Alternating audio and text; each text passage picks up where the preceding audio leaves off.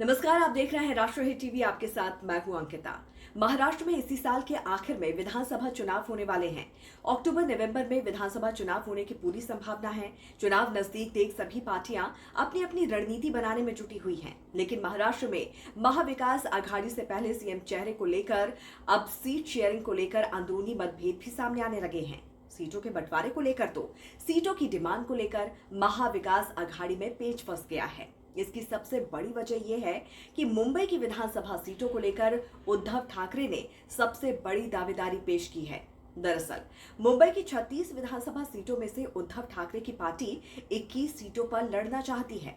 उद्धव गुट ने 21 सीटों पर तैयारी शुरू कर दी है। उद्धव ठाकरे की ये डिमांड कांग्रेस को नागवार गुजर रही है, क्योंकि शरद पवार भी खुद अपनी पार्टी के लिए 7 सीटें चाहते हैं। ऐसे में कांग्रेस के हिस्से में मुंबई में केवल 8 सीटें ही रह जाती हैं, जिससे कांग्रेस नाराज है।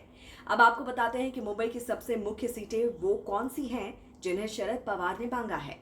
सूत्रों के मुताबिक शरद पवार ने मुंबई की अंधेरी वेस्ट, वर्सोवा, कुर्ला, अणुशक्ति नगर, दहिसर, घाटकोपर ईस्ट और घाटकोपर वेस्ट सीट की डिमांड की है, जिस पर अलग से पेच फंस रहा है।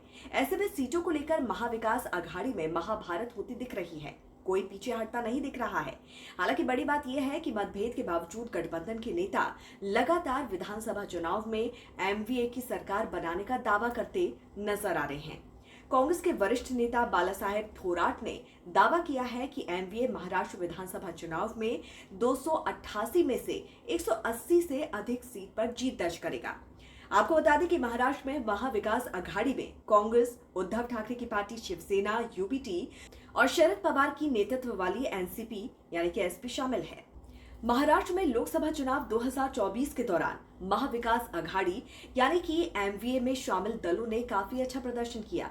राज्य में लोकसभा की कुल 48 सीटों में से एमवीए ने 30 सीटों पर जीत हासिल की थी, तो वहीं राज्य की सत्ता में बैठी महायुति गठबंधन को लोकसभा चुनाव में नुकसान उठाना पड़ा था। महायुति में शामिल पार्टियों को कुल 17 सीटों पर जीत मिली थी, तो वहीं एक सीट निर्दलीय के खाते में गई थी, जिसने बाद में कांग्रेस का समर्थन किया। ऐसे में लोकसभा चुनाव में जीत से एमवीए के हौसले बुलंद हैं और इस गठबंधन को उम्मीद है कि महाराष्ट्र की जनता इस बार विधानसभा चुनाव में भी सरप्राइज करेगी। तो इस पर आपकी क्या राय है, जरूर हमें बताइए कमेंट करके।